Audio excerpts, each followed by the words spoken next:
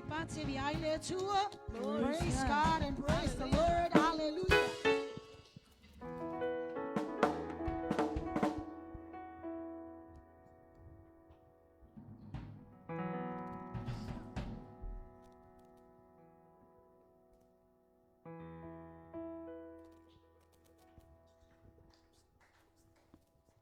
Hallelujah. Hallelujah.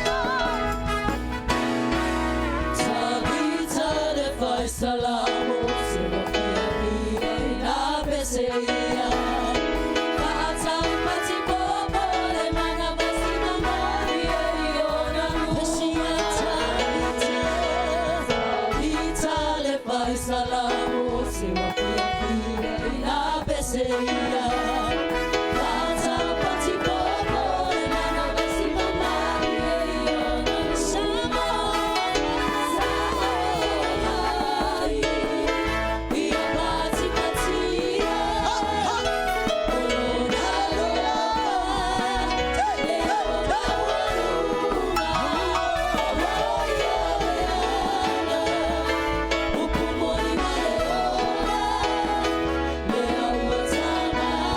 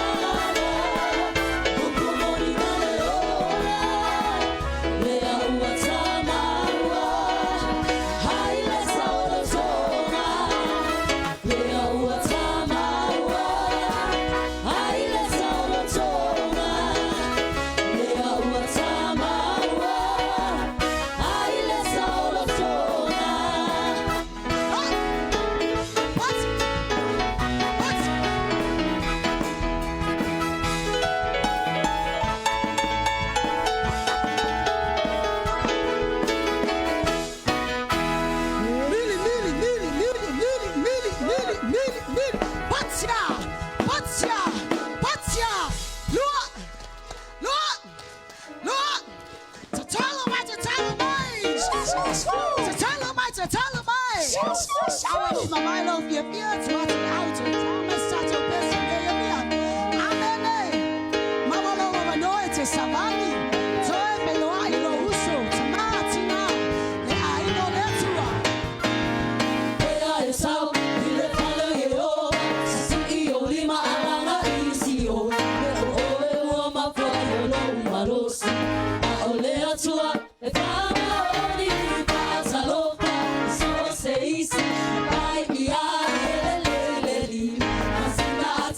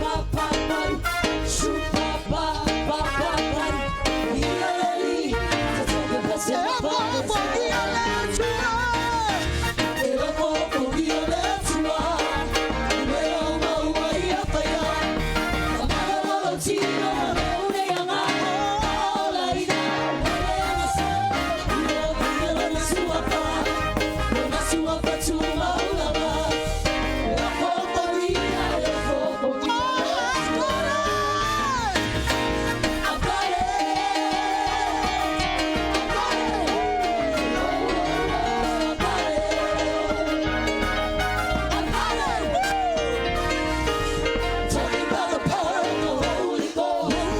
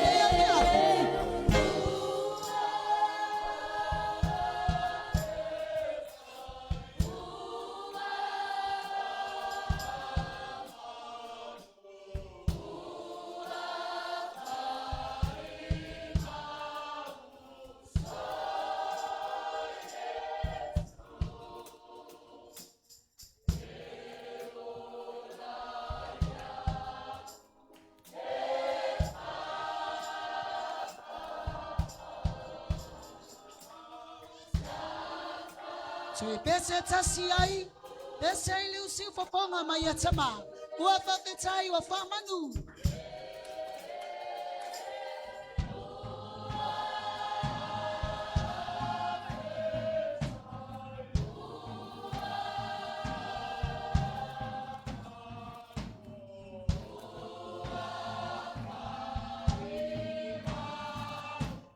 Moli leo lau vi inga ile atua ile ne afi afi. Leo tua ilo loto yatama. Yala ilo na viiga.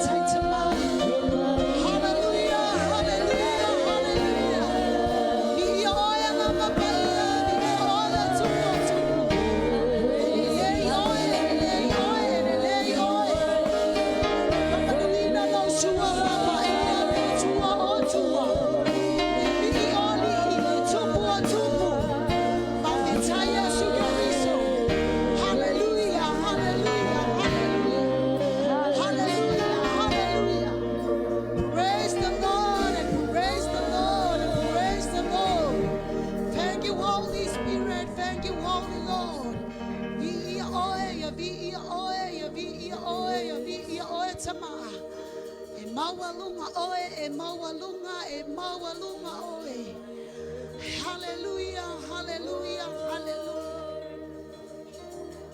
Hallelujah, hallelujah, hallelujah.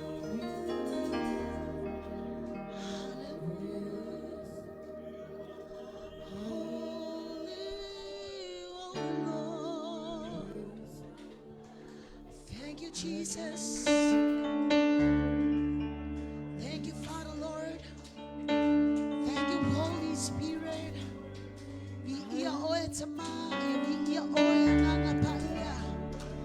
Hallelujah, hallelujah.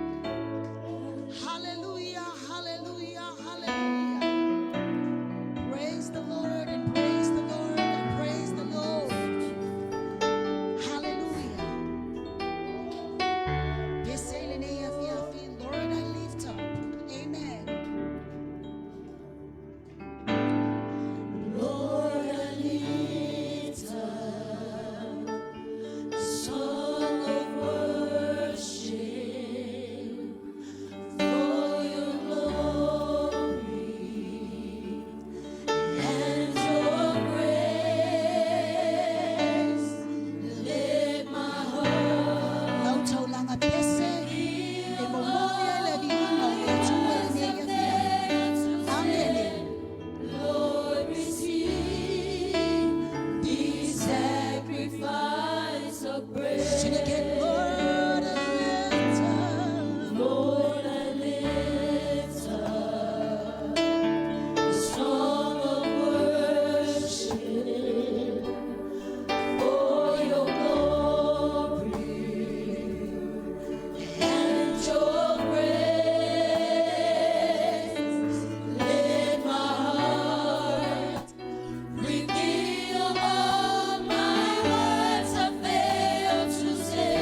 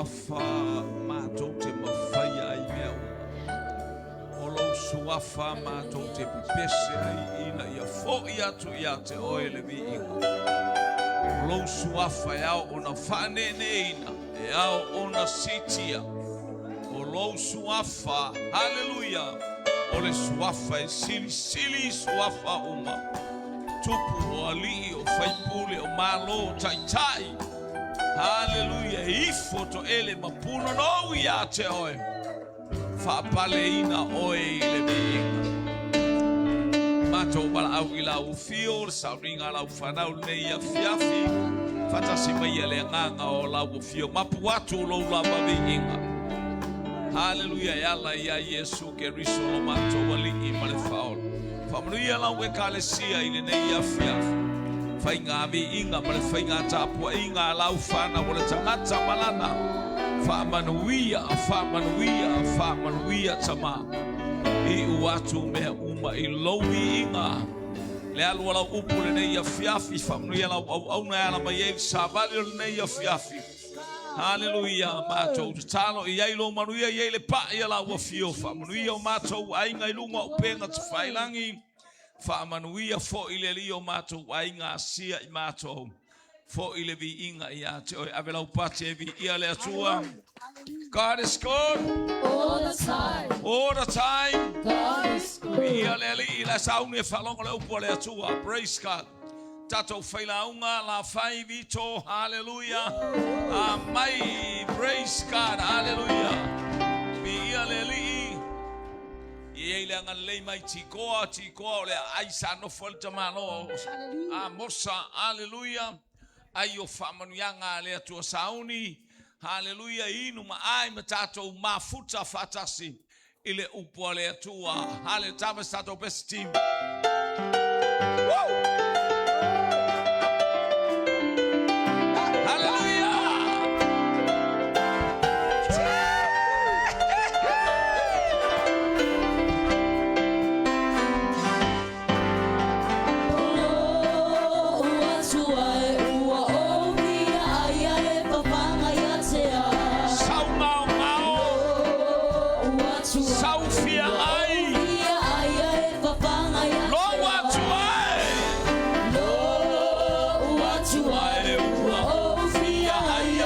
Fanga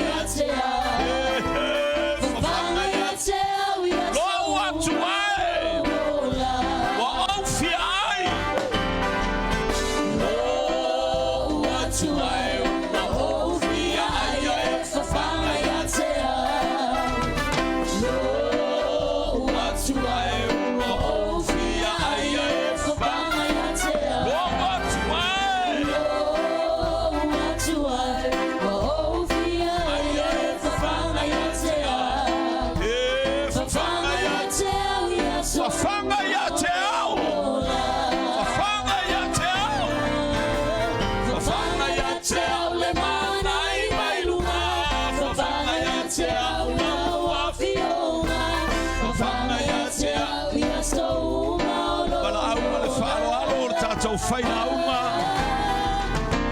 sunga ya la fai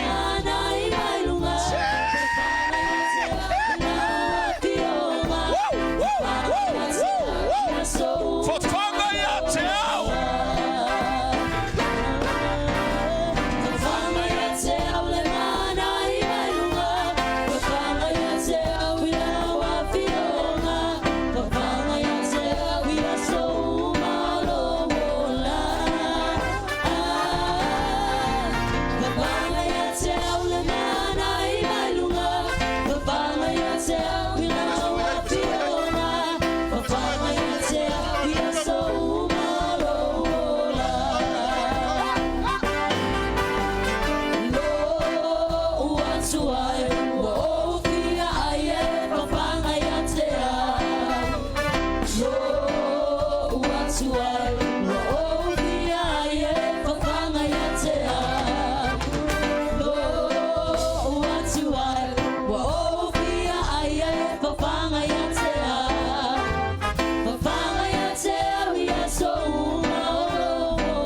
mana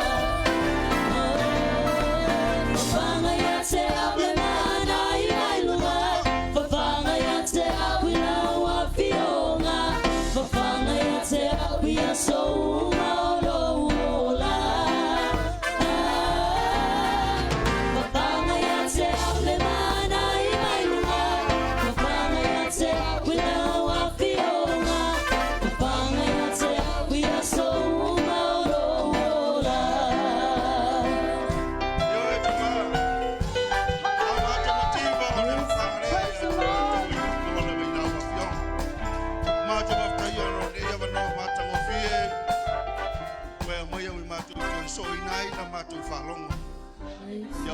for my love taya on last year when you be ialo wangalei be ialo matautia be ialo sisirese o mato be pese mo mato via ele ai lava sta se tu sama la fio o la tala la fio ngore ne yafi ya lo fa mai fa u mai la on fa mo ni fo de fa ngala no fo de be inga ya o Yesu ara langar fa na wala toa amen amen okay team.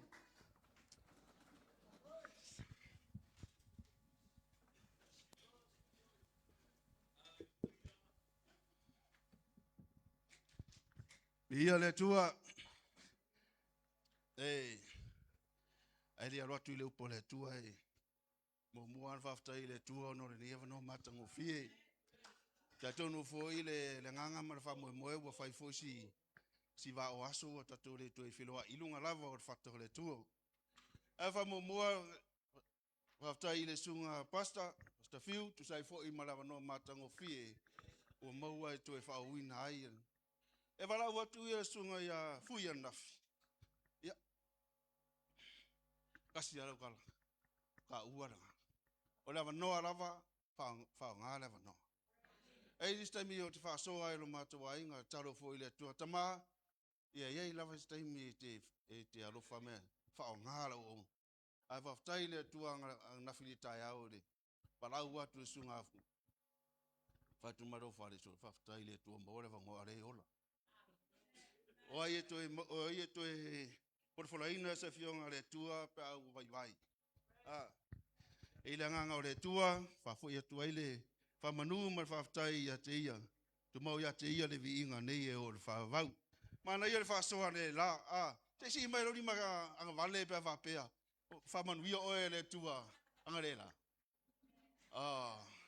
Wonderful, ai. Matau tia la vale fi au le la. Fai o le pesi. A le launga fo. Amene ma amene. So mai la fa fonga I de taiao na le la. Ti au ma le nea fiafi.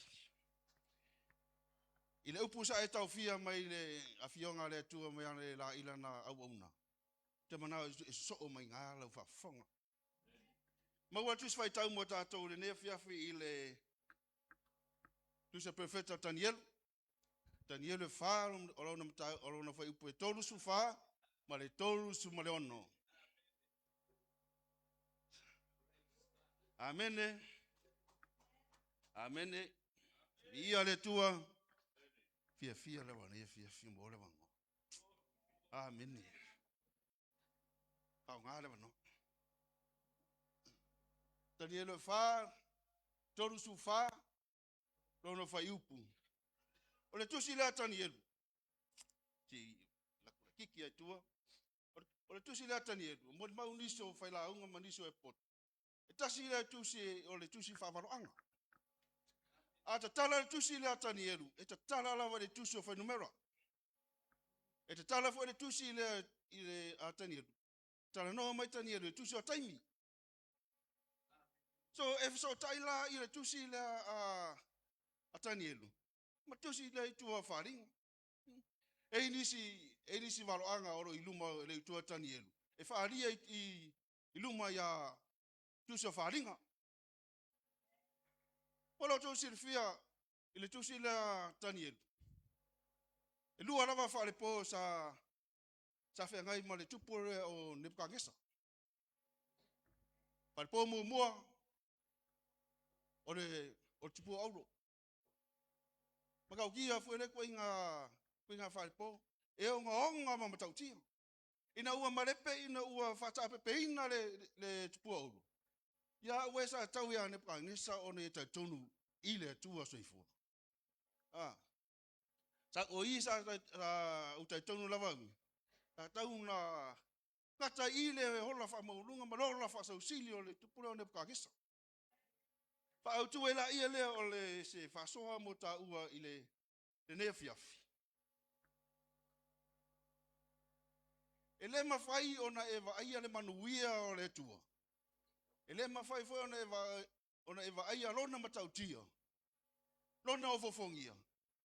Pea le sui oe. Pea le sui a. Pafonga. E ta ua na o langa suia.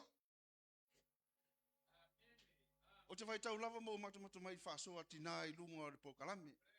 E tina o lo whasoa atu I le o langa suia. A leo au toi a mai a le nea fiafi. Si whasoa atu. Mo tātou. Ina ia whaarau te le ina ai I ale au a le tua nea fiafi. E manino lava I le whaalonga ma le whaafonga a le tātou a inga le nea fiafi. Wala unga sofo. Ai a hau lava ia au toi a mai a lava. E le au ngā mo wa ula via ma lo a inga. Au tātou a inga e kāresi. Ke le lafi fo I tua le la. Le wa sauti nao le a inga. O I asa au ka mawhai mai uma I mena. E le mawhai o na ilo inga le mato a inga le mamalu marsisi ese o le tua. Pea le suia I ar fingela. Pea le suia ar whanau. O mea whaina le o toi a mai a mo tātou le nefia. Le tupua le miti le whaarua a whanau. A Nebukadnezar. O I le la mai whaasoa. Daniel e whaarua o le whaipu e tonu sumalwha. Au te fia tala noa mai lava I le whaipu le tau mai lunga laua sumale ono whaman mole. Lasa hauni ia Daniel le whamatala le whaleporo lua lea I le tupu Nebukadnezar. A whai atu le atua ia Daniel. Adu le whai ia Nebukadnezar. O le ari iua alo na loto tangata. A vea maloto a. Loto mano. Ia li iua alo na loto tangata. Ma ia tu ina atu e te ia le loto le mano. Se ia mawai tau sanga. Fitu. Mana malama le ita tau sanga lea. A me ua waruatu lo ia ia tani eru whamatala o miti a wharau. Wa uma ona whamatala wa uma ona whamatala tani eru miti a nepukangisa. I whai pue loa suma li lima ngai sau wai le. Wa toi a mai e fo e tani eru. Ne pura valea. Ne pukangesa e turia oe matangata. Ia turia oe ia tea matangata. E mau foi oe whatasi mamanu. Se ia maa e a tau sanga e fitu. Kau kia a. O i la sa uma whau wai. E matau tia le tua. Ia le tua. Amen. E te oe whatasi mau. E matau tia le tua. Amen a. Penga fo ia umaro ai. E kai me wha wasi. Wile mako ai. Kaka mai au o rumo i kua. Au kafa. Lea la o toi tala noa mai tani eru iso mato vai. Na ui whaso atu mo tātou nia fiafi. Ili whai upunga e lua suma lima. Tātou whai tau whatas. Ai ma woe whatasi ma manu o le wao. E tau mawha e mutia e peo e povi. E su voi o e sau manulang. E ma vai atu o tau sanga e fitu. Te ia si ina fia. Se na maaro tangata. Nasi tu ina atu a kui. Se ilonga lava e wa ai tani eru ina matau tio le tua. Waka ura. Me vorana nga whai aku ia le tua ia tani eru ia hanepukangisa. Te esi oe matangata. Ela se kala tani eru.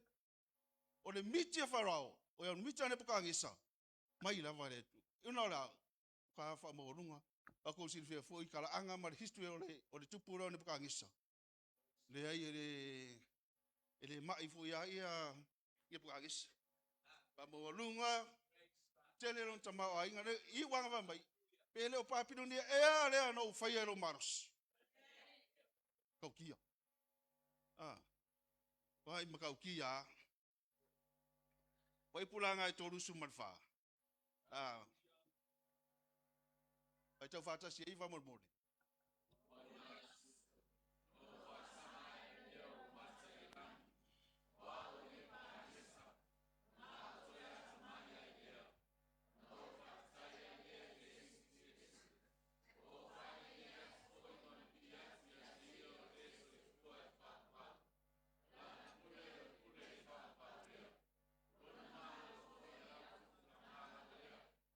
Wa umai aso, fitu tau sanga. Wa maware fitu tau sanga o no whasanga ele o mata ile langi. Wa ulawa nge pukangisa. Name wa tupu ya hane pukangisa. Lea lawa kwa hilo nge pukangisa. Lea ia maka ukia le tua. Tata tau ile tua o na avesa wanoe ya hane pukangisa wa peke. Sauwe kuma iye, whai oi mare o leo whai tuto. Sauwe kuma iye, amia lisi au kau kako. Piki alfu koe ore whai mese me ai. O manatu na e kakau o kako mangaku wai. O mangaku wai ngā langa o nge pukangisa. O ia o le tupo. Sa kaunga mei mai I se ngofuanga lea. Mai ia le tua. Ave. Vi ia le tua. O le tua lava o le tua matautia. Ave lava le tua. Fiku kau sanga. Alo vingani. Fitu tau sanga whakelere. Fia asno tau sanga talvo. Dou se la wono lima. Ia whakelera ia le fitu. Ola. Whakelingi yosu. Ainga o le tua. Anga whapea o kakou. Leas kakou kari. O leas kakou kari tari I le tua. Fiku kau sanga. Amen ma amen. O fai tau lava ma manino, tau ma totoa. Ina ua mau e wharao ia ina ua umar whamataraina e tani eru limiti ane pukangisa. Kau sanga a kua whirili wai ko inga I lumaronga. Lumaronga whaari, aru vapea, aru savari resi tu, savari rei. Sa kau make ia ane pukangisa ai longa yo. Ai longa e tau nu. Ai longa e tau nu. Pea whapea whiko kau sanga, Manato ngep kangis. Fiku kausanga fa pela o kalki ai mukia i fiku kausanga. Ai longa yo. Pa tau mai fai po to suma tolu fa mole. Mole tosu. Tau nu la upo le tua. O le ala vai tu waso tau nu ele upu ya ne bukanisa. Oh. Temi vela vale ngamo Maria tu ne kangise don fuang. Ah. Ia ma fai ya ne fa pea. O le manatu le tutu loa. E le mafai ona e loina le mamalu ona matautia o le tu. Pea le sui fai lau. Pea le sui ya. Pea le sui fu ilo ai. E le mafai no loina le. Ora ye ia kavale. Ora ye fale. Pat. A le mamalu sisi eso le tua. E le mafai o ngol. Nanga ilo sui ya. Amen ya. Paftai le tua ono le noa. Wa mau ne fiafi fai puna e to suma le ono. E pupuna va se fa so mo ne fiafi.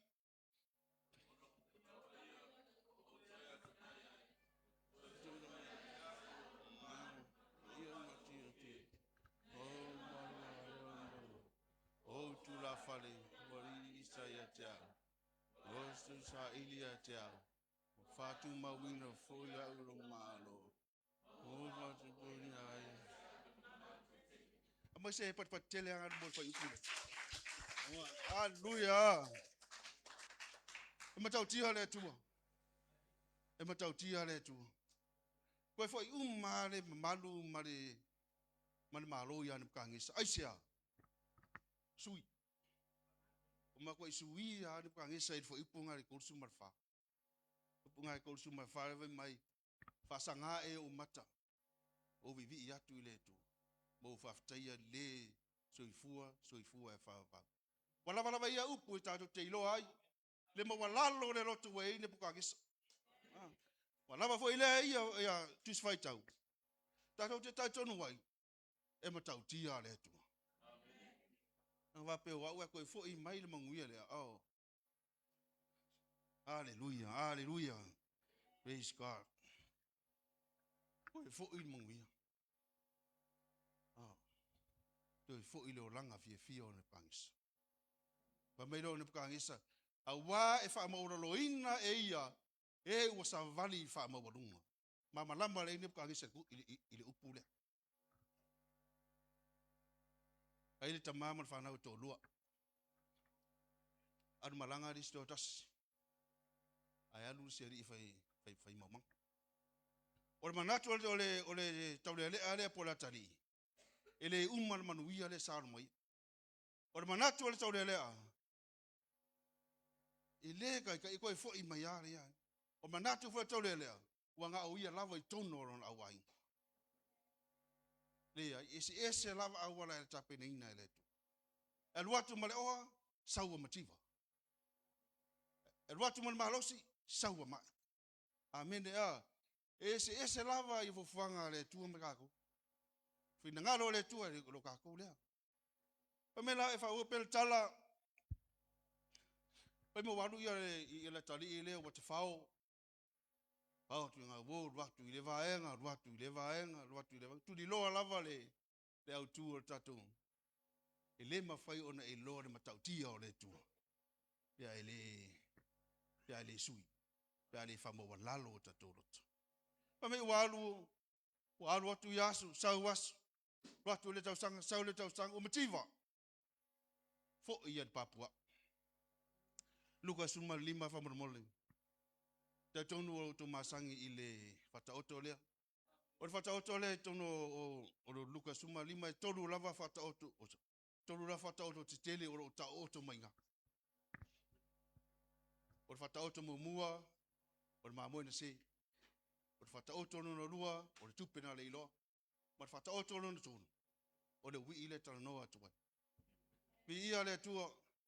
Vi ia lo na fa manaina o fataoto ia mo tatou le neve. Pa mai ua mativa la tari. Tala mamalama. Tala fo I walau sila fia walau ngin fo I so sunga fai launga, sunga fai fiau.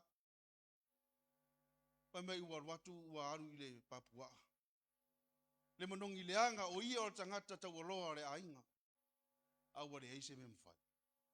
Pa me wa umatu ana mea. O na ongi ai lea o le nu. O na whatu amati vai. Le laos nasi awala sa tapeneina e le ui. Anga i na ua mauti noa lava o ia lava ua le iai. Angu whangu whare kongo le Papua awa pe o. Pe lo kere ea iangi. Mea aia au auna alo tamau.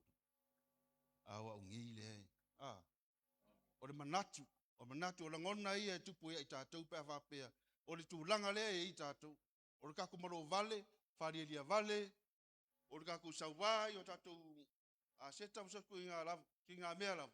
Tātou tamau a inga ua reiloa. Pauare. Pauare. Mai maua kwa kam. Le koe maua suka marusi.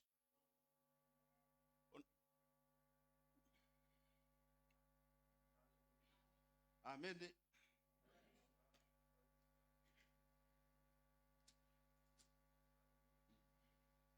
Koe po sumar fitu whamonmon.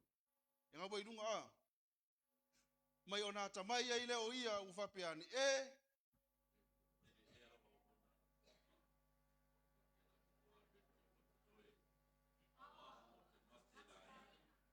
Amen ea. O la ngona le o la ngona le wi. La ngona le la ngona umala vai tātou pe whape se o la tātou whamomo. O la ngona le la ngona umala vai tātou. Pe a whapea. Tātou te lei loa le atua. Koe po sumal valu. Le lau se isi au wala sa tapeina e le wi. O lau tu lai. Maad.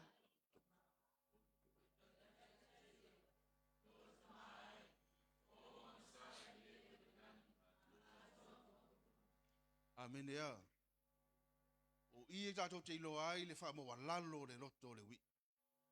O i tātou te ilo ai ua mawa lalo lava longo. Whai meiro o le a o tu lai maadu. Alu i whea. Alu i lon tama. E lia laku, e le i whapea latu lo alu saun. Lo tama ai. O ouanga sala i leo i le langi. A toa moru. A ingo le tua ni efi afi. E te tau lava o nā tātou whamau lalo i luma o le tu. Kako ke i loa ane manu i. Whamau lalo o le wi. Na manu, vaai ele manu i o le tu. Koe wha ofu ele tama. Nei lava se isi kālanga whai o tama. Uru whare mai. Ai o le tua ni afi afi. Whama alosi. E le mawhai o na au i loa. E i loa. Le mamalu marsisi di ese o le tu. Pea le mawa lalo o tatou. Afar kausanga. Kako savalia mo ne tausanga. Pama losi. A mai o tau loto mawa lalo tatou te ngā lue whatasi ai. E tau tu ai ma tama whaidi ngā luenga le. Pei o na avese kako mangaku pei o ne pakangisa. Le lava se si mea ngā tupu e angi pakangisa. I uvale le whamorunga. I uvale le whasausiki. Fitu tausanga sa mafuta ai ma povi. A ai whatasi mai. Ai na whae ala vai le tua. Koe ave uma yeilo na manuia marona madu. Ngata i reo na malo. Tala fu i le wi. Le lava stasi arofanga por mena suru iai ia le wi. Toi fo i lava i lona ai. Mare tala rou tamai. Ua wanga sala i le o le langi. A toa mauruma. Awane toi taua ua so watari. Ai taua u. Ora ua. Ma wa lalo le loto. Ma wa lalo le loto. Anga leile tua mo la wakonga. Le fiafi. Tolu voice wa sore mo tātou. Te maa whaftai mo la upu. Aru man mana la upu le fiafi. Pa toe rau fio. Fo i vi inga ia te oe. Amen ma amen.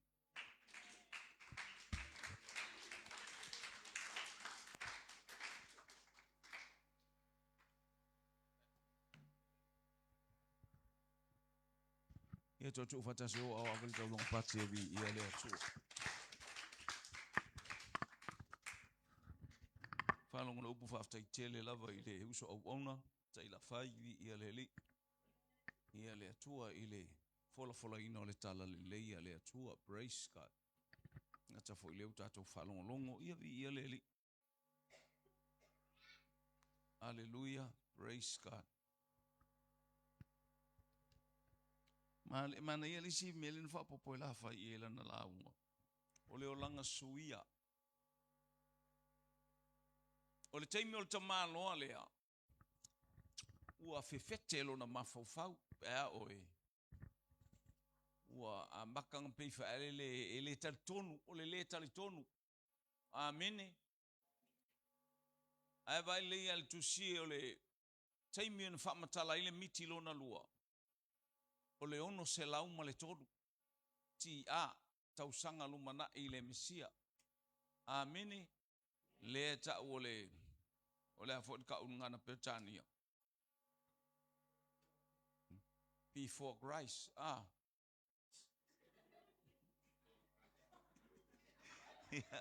Ia le atua. Na Ai va aila le whamatalanga o le miti le toi whamatala lona lua. Ese. Lima se lau fitu se fulu nuinga o le vai le luas i le tolus fulu ma le luas fulu tausanga. Iei le o langa fo i ale le ua whawhewhete ina ua le popole. Amene. Ili kai tele tangata mai wa mai afi e ngai siki anga. Pi on tala no mai tu sia Peteru. Ia le ali. Praise God. Wale mautonu tangata le o le mautonu fo ua whawhia poto ai vai le o songa la na tala na o so le tato. Wa umana fai atu e umana fa matala ia ile miti. Esa vali mai lo manta malo atulo. Ele o papelo nia tele ele nei. Na o fai ai lo malosi. Amene. Na umatu atala ia palasi mai lo male afionga le atua. Tulia oe. Ole aso nei tulia esi ai oe. Fatasi mamanu ete ai fatasi mamanu. Pi ia le li. Tala e masano le tala tatou te whaalongolongo pe iai. Ono le mele au mai ole o langa suia e mo mia le suia o tatou o langa. Amene. Lena au mai e le whailaunga whaaftai le whailaunga. Ele tase ainga uma e taun tatou ulo o le whamalosi e upo le atua. Se tui whailunga tatou mau lea luas fulu luan tusia luka whai upu. Whai upu e tolu tasi. Tolus fulu tolu tasi poto ngā. E iwa ngā inunga tātou tusina. Luka e luas fumana lua, tolus fumana tasi whai upu. O ilunga. Ia whai tau watas, ia.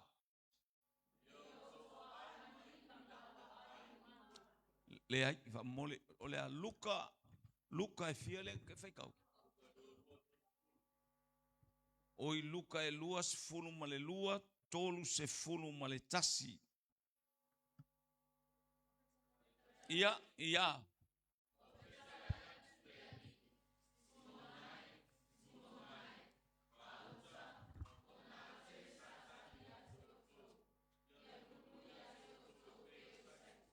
Fai tau le si fai una so mai fa mole.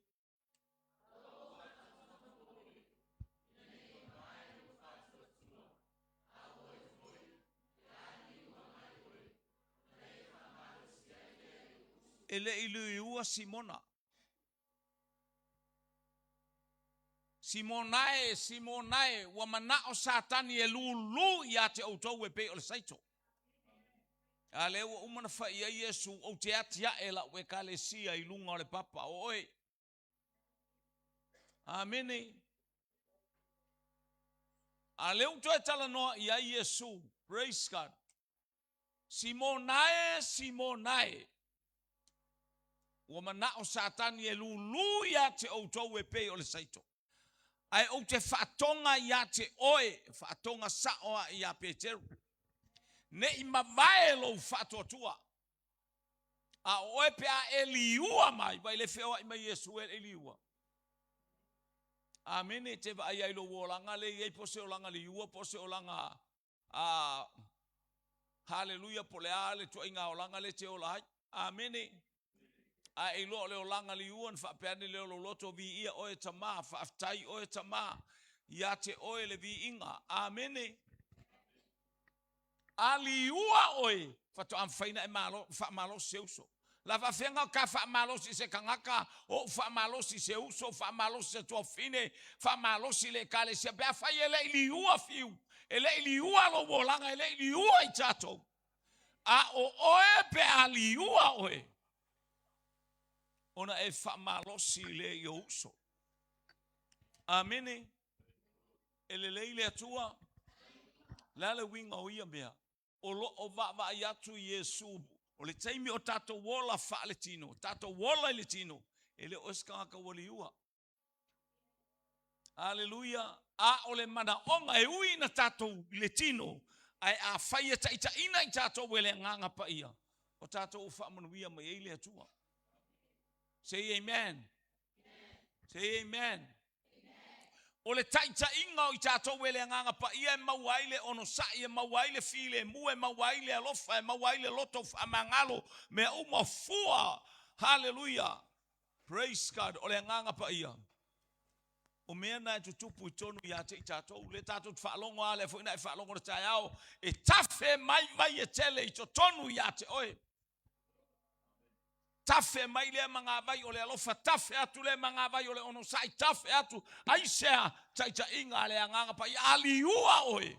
Ona e whaamalosi le ia uso. Amene o le mana onga na talia Yesu whaatonga I le anganga pa ia taita ilo wolanga. Taita I o tato wolanga. Fato ama losi ava o le teimi la. Hello? O le teimi la o atu Yesu. Hallelujah. Praise God. Aua to etala no atu a Yesu ia peteru. Peteru. E te alofa ia te a. Ai. Okay, Lord Jesus. Peta ngata e so ngā alua a. Ele ai mafau fau ia ia na tala mua. I mea mua na tutupu le olanga. O tala ia Yesu o le taimi ua to e tu mai Yesu. Amene. O taimi ua to e tu mai Yesu. O lela sauni Yesu e le langi. E fa se fulu aso na fewa ia Yesu maona so. Fas ina ua to e tu Yesu mai le tunga mau. E fa se fulu aso na fewa ia maona so. To e fewa ia Yesu a ole mele ye foi upule mo le foi taule a ele I maliu Yesu o fa ia Yesu hallelujah Simonae pe aliua oe e fa atu Yesu o sauni tateo le tunga mau tateo le satauro kakeo ile oki kakeo I mea umalava ke alu ke mulimuli ke va ai maya ilo uso amene ele leile atua ole o mai I te o titako ta o mai le mele ia e loa me ta ole o langa suia. Ole o langa suia. Po le a le malo si anga ole a le tai me te loa ai fa manuia le atua ia te ole me ta ole o langa suia. Watato talia Yesu, but we need Holy Spirit, the anointing of the Holy Spirit. Le fa unga le anga pa ia. E tai tato. Amini. Wala nga tele tato utalia Yesu alo pala vale ia. Le kengo fo mai eso lo wola fa kamala kele.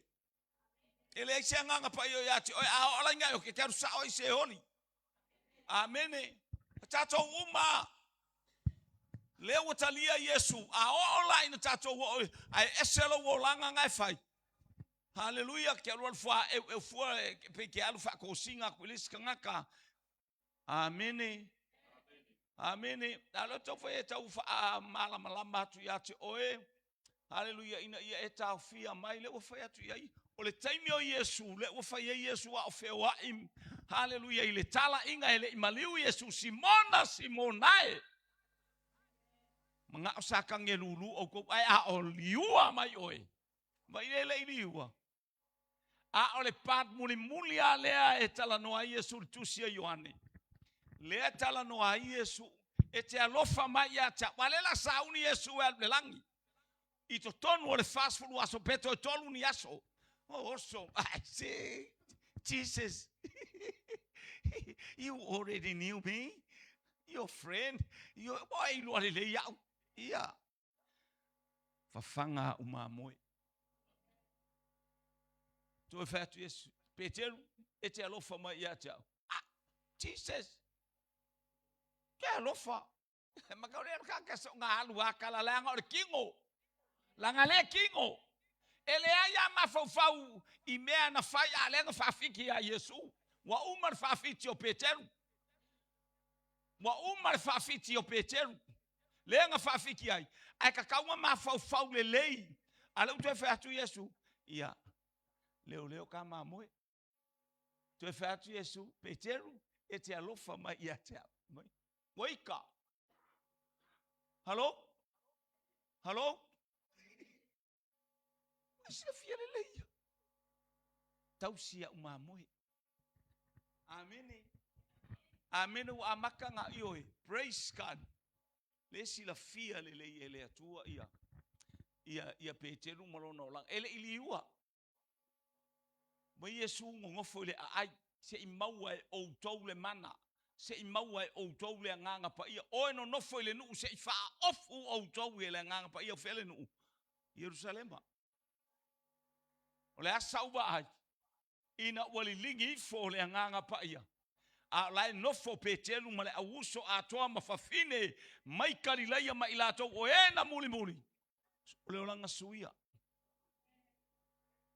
Eleo papelonia ele na inga failo malosi. Fai ai. Hallelujah. Fai lo ai le lalolangi. Lo matautia. Ale watau ai. Ale watau ai e avesea o mai tangata. Amini. E avesea o mai tangata. So ale harkangaka. Ola e manatu waya. Praise God. Hallelujah. Ele o yai se ato atoa o lona mafau. Ele o yai se ato atoa o lana polo kalame. Le ya. Ole taimia le fa solo mai na tala ya. Ai vala au lo man si ufonga o le atua. Ua tulia oe mai tangata. Ua ave seina oe mai tangata. Nga pama ya kunga waka mai vai. O vai o sol fangua, o vai o le povi, vai a tunga, wa fa sol solo atu le ulu. Hallelujah. Le tato fa longo ai esel manaia. Ina ua toi ustai. Ai ese no ma vai tau sanga e fitu. Le anga tala le tipi le la au atu wa yalo na ponati. Fa matala e tanielu o pongaki nga o oe. E ke koe fo I mai a umana tuli oe se I e ai le matautia o le atua lo wainga le ola fo o le lofa tunoa. Hallelujah manao ia e ai le matautia male sili ese. Hallelujah o le atua. Tamale leita mo wata mai tamaloa. Wa ai e fitu tausanga o ai. Ia foi lesta ngata fa pe me ala ola fa apovia le olang. Hallelujah. Ete no fo me ala ke ola fa apovia nga mele nga mele ke ai. Hallelujah. Praise God. Tele tangata fa longo mai lunga upenga te fa ilangi wherever you listen to the gospel. Hallelujah. Afe awale tu tele tangata yola ala yola fa pe. Amen. Tato over aile mau faala velave tupu mai nei o nguto tangata e tau tatala I upu faale tonu. Hallelujah. Te lole mafu o le tala tuspa ia. Fitu me ono ino si ono me ino alona fitu sili na ino ia ile atua olea. Tangata e fama se sei le vauso. Mumero tangata na e aile mutia. Tangata na ai meleanga. Ele ai ni mele nga kala manga ele anga e faleanga tangata. Ele albu mastala inga lelei. Ai le mutia e peo le povi. Songi yaku hallelujah. Hallelujah. O ame o kwai mangu mo fai kwai ala ko pasisi solo ai mangu e o kuma falo ko ye le isu Hello? Io e fale tonu to ya aya wa ai el mutia. O le atao o le atao au. Le atao tangata ya. Hallelujah. Ele falongo le upo le atua. Esel metu ye lo na isu esel metu ye lo na fonga. Amene. A ole mana onga yota ai. Hallelujah. Pe ole pese le sa taisha wel faila unga. Ole ha. Lo watu wae waofia ai fafanga ya teo. Hallelujah. Ele alanga ya Nebukadnezar na Paul manato Nebukadnezar. Eleo Babilonia tele tangata fama walunga. Tele tangata ufalongo le upole tu aya. Yaldu wale upule mafofau. Yaldu watala le mafofau. Hallelujah. Atato vaine ilunga upenga tfailang Paulo wanginga ola umefa itatalo. Ola ta upenga ta tatalo. Ai fiava ai. Hallelujah. Taimur tangata otanielu. Hallelujah. Mata upeiva. Maile foi upu tolu se ia o foi upu sumaleiva mata upeiva. Hallelujah. Na tu aitanielu. Matau ile hatua failoa ile hatua. Hallelujah. O ia tangata sala wanga sala lona nu wanga sala Israel alofa mai. Failoa mai pole ale winga o ia vai sa o ia fai mai ya Yeremia. Amene. Chichilo yai ala wahalu le talo tangata talo tamalole ai fia falong faitau yai. Hallelujah. Mai le mata upue. Eva o le tusia tanielu fa upu tolu e o le fa upu sumaleiva o lo tala noa ile meta o le mana o le tatalo tasil tangata tatalo ai matala ai le langi saule angelu e tau mai wa lema na saule angelu wa le tele o nganga le anga fasalave. Hallelujah.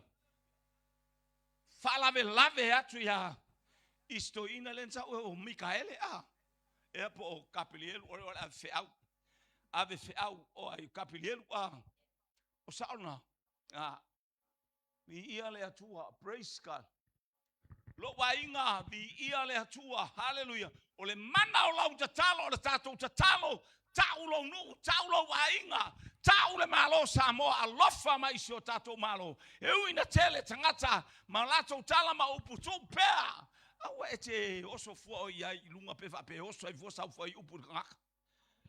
Amen. Nei chief wa fai ala fai tala. Hallelujah fai tala isi ala uli fai tala isi atuila epa fai ta chief wa hoso tu ai ma oe. Hello? Pe kango ai fai le mole. Fake page e por ha. Wanga me. Ia nga ole me pe ele lo hai oe. Ele lo ai sila fia ele tu la nga ortanga talotu. O oe ortanga tole ali ya yalu. Songa valo ai fa pe tatalo wa vai Daniel le matau tia o me wa tutopu. Hallelujah na vala aulo le tua ole ele fitus furu tausanga ole ele wingo nei fitus furu tausanga le na fai mai Yeremia le profeta tatalo ai saulo mo le fa matalanga ela se e falon mo ile sa e fa matalanga praise God. Haya ole mana onga le tu ia te oe. Ole o langa suia. Ana le paia tamalo o Peteru ia Yesu. Ile nganga paia. Fa mai fatali le ai. Se maua e auto. Ea. Oka. Wa vai a pekelu para ai. Pekelu manga mea manga fai. Pekelu oso vale le kele ai o fai ko oso vale malo vale fiki vale. Wai ko inga vale uma ya pekelu. O nga vale uma fa mai Yesu. O te tu ia te o ki o le malo le tu. O le uai satalo o le uai la unga. O le aso Pentekoso. O le uai la unga. Hallelujah le lingi mai o le nganga pa ia Peteru. O le vale. O so vale. Se malo vale, falia vale. Manga o ia iloa ia me umale kako vai. Ale fuma ali ua oe. Alu esel malo vale, alu esel fiki vale, alu esel puka vale. Hallelujah. O ai ku inga vale, fa kaunga vale, fa vale o ai ku inga vale o yake a o ina fa manuia ele nganga pa ia oe. Mafiki ese a. Mafiki ese avela upati evi ia le atua. Taimi no wa fio ifo le nganga pa ia. Ela unga tamalo oka. Fa mauni Yesu. Mlo wolanga ma o tato wolanga. Hallelujah. If mo mia le olanga suia avel pati mo faila unga. Fa taila usunga le faila unga vi ele tu mo fe au mo tato. Ia mi ele tu e fa longo fo fe au sa moli mai taiao. Oka e ano no e fa mo yanga le tu. i o se au auna. Hallelujah. Ia vi ia le fo tau o mi tutuila ma le pese ale. Ma le pese tangata le tau o fatanga I tutuila. Niko temo alu so I le lotu le mala mala mo tangata le tusia. Tangata le ona. O le kamposa le o le pese. O vili elu. Amen. Ia faftai ile atua. Ia wa au mai fo ni au auna. Hallelujah tatou te whalonglongo ma baba ai ai. Ina ia ile anga. Ole olanga suia. Ale fa ole tele I o me fo isalu iai. Sa kakai ko mo farpia ole olanga suia. Suia lo olanga ona ole nganga pa ia tatalo ile nganga pa ia. Awina mai tono lo ainga. Awina mai tono lo tangata. Awina mai tono lo fana ma me uma tatou te ye. Tatou tatalo ile fa unga le nganga pa ia tai lo ainga. Tai lo ainga. Ole alme utupu te malo ne pukanesa. Ua fo I mai. Ua toi fo I mai te malo. Toi fo I mai te malo I lona malo. Toi fo I mai male fia. Toi fo I mai male tali tonu le olanga suia o le tangata. Hallelujah. Praise God. Ta pena lona atali. E anga I abele po lona atali po se atali o sona uso po se tua se tamba son tua fine vi ia le li tele tala winga ia persala aivi ia le atua. Amene. Tatou wa ai le olanga e latu fo ile tamai titi e latu fo ile olanga. O le olanga pa a le olanga. Ai tupu atu le tangata salamo ma le tangata na iloa mea ia na tau I ai fe au le atua. Hallelujah na fatonu mai le atua. Ai latu fo ilo natali. Ia le tatou whalonga I upu na tusi le walpole. Mene te kere upere. Sela ingo le atua. Hallelujah. O lo fo I mai le li o tatou whalonga longo I le fioi fo le anganga pa ia. Ni ia le atua. E fai oem wha manu yanga. Whaftai tele amo le tatou maftanga na le la. Ia fia fai au. Sia fo I uso au auna. Hallelujah. Fai so o ale mafilo I male au auna te leo. Sa wala uno para mai fiu. Ale o oso I fa foi la ta vale ale fo ta oso fa foi la ta vale. Fatu vili. Praise God. La tu mafilo ai mo ia o te loa mai o I lungore. Facebook ia mea ia pe sa vale atu aniva ta so pe ia fingele le la uma mai. Sa vale ia o to uma ia lo le ia. Ni ia le atua. Praise God. Lo le ia o el tangata I lo alu ilunga. Famalosi le upo le atua, tatou iai fia le upo le atua, vi ia le ufai le atua, le nei aso teu feiloa, iai male au auna le atua. Vi ia le abel pate vi ia le atua. Ia langa le whaaftai e si o tatou ainga, aleluia, tau te wa ailo, avot mena no whatua, tau te wa ailo I tangata e se. Ole uso, auna le no matal no I whafu, matal no mai ava.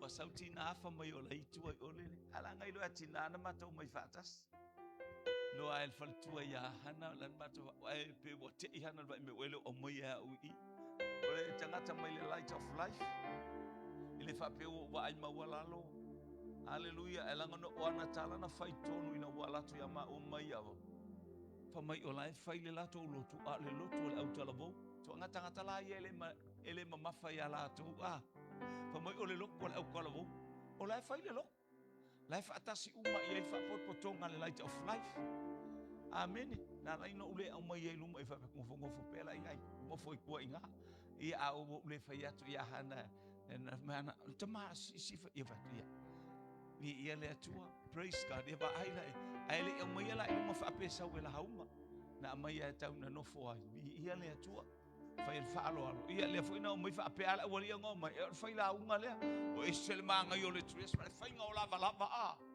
o ka mo mai le fai ngo lava ai la ka uma ya ke oi ele o yeso ma fo le loku la fai la loku la ko lavo e mo wai si me le e te falo ngo si fe auta o le lotu o ko ai la sa fo I hallo e te tau na halu I oi vai te leut amen ai ia mesili en sa mo to se lauta la ia au fo ila na pensini ia ave pate vi ia le atua aftai ya toto fai taulanga fa manui ia le atua la fa taulanga vi ia le praise God Taifai taulanga vi ia le atua. Hallelujah. Oli le auna. Praise God. Ia whamanuia le atua mo oil nei ia fiafi. Glory, glory, glory, glory, glory. Tato tu lai fatas.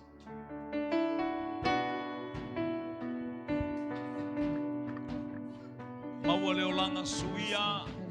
Maua leo langa fiafia. Falatalata ili taita inga le anganga pa ia. O ia na taita ia i tatou I mea uma. Ia I watu mea uma ili vi inga o le atua. Yesu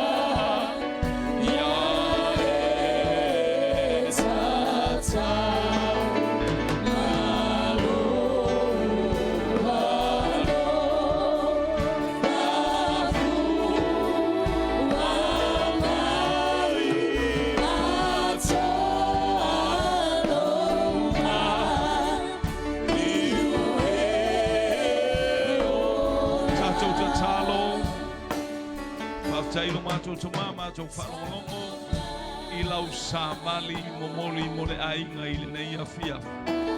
Langa suia ma I o mato noa lele I. Ha mato le whalongo. E u I mato lele I puapua ngā ma whaingata. Whamanuia la wawauna na ui mai ei sa mali penala mai ei sa mali o le nei a fia. Tupu ma ia maua le fia ma le oli lona loto fatasi ma le tina o le ainga ma le whanau. Whamanuia I le ainga I ti goa lo mātou toma. Ia I le manuia o lau fio. Whamanuia le taulanga mo la foina e lau whanau. Anga le lei lau fio fatutumu I mea u whamangauina e o tangata. Ia I le manuia, whamanuia foi. I tina o au auna. Mo whainga taulanga lau e kale sia fo I le vi inga ia. La mato sauni e tu ua. Sau le ala I le mana o loto tiu te mwhaiva mga luenga whia ngai male kale sia whanau ia oa onga. Ai le ngata leo la mato ta pena atu. A wale whamana tuina o le tuto tasi o le mato malo Samoa. Mala au le malo ma ia te oi. O le tuto tasi na afua ma ia te oi. Mato te manatua oe lo mato watua I mea uma ia fo ia te oe le vi inga. Ia le manuia o laua fio a o sisia ele fua ta pena mo le aso ataya. O a fuanga uma o solo a onga. Tu la I wha alo I le matanga luenga ma le matanga luenga. Ele ngata fo I le pe a sau wha il sau wha inga lele ia le pale mene. Hanga le lele ia laua fio I le pale mia. Le kapeneta ma le pale mene le ngata I lea fo I le ia o ulu le matou malo matou wala au iai lo wanga le lei ia iai lau whamoreanga oi malo o anga I mai le ia matou te whaifua whatasi whaituto tasi mala au whamanuia tai mai le soifua hallelujah tai mai valele sau le ea sau le vani monimo I le mana o lo toto fea so se mea tapua I mai iai Samoa hallelujah o ta pena sisia ele fua iai lau whamareanga lea fiafinei le ali I nisi o polo kalame a tofaina a wafai au fai pese hallelujah langi ina o viinga fatele lo viinga mawalunga lo viinga I mea uma ua ta pena le ali hallelujah ya onga fai fe au ma onga tuspa ia ua a tofaina a wale ali le tuto tasio Samoa malona sa fatasi maya hallelujah le anga yatu I lunga o le ala ia ile mataala I ave tabale ma ilato umo fanga yo ia tabale fo ia tu yo lato ainga maua se asof fia taiao pe ata ia tole soifua mo ma to wola fo ile vi inga ia te oiona o Yesu amen amen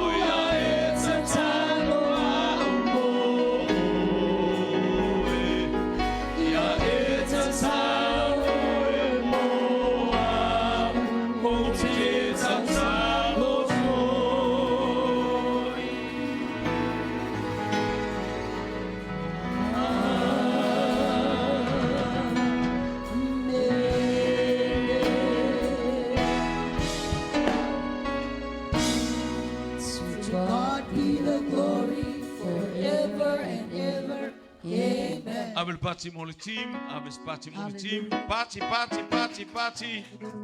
Vamos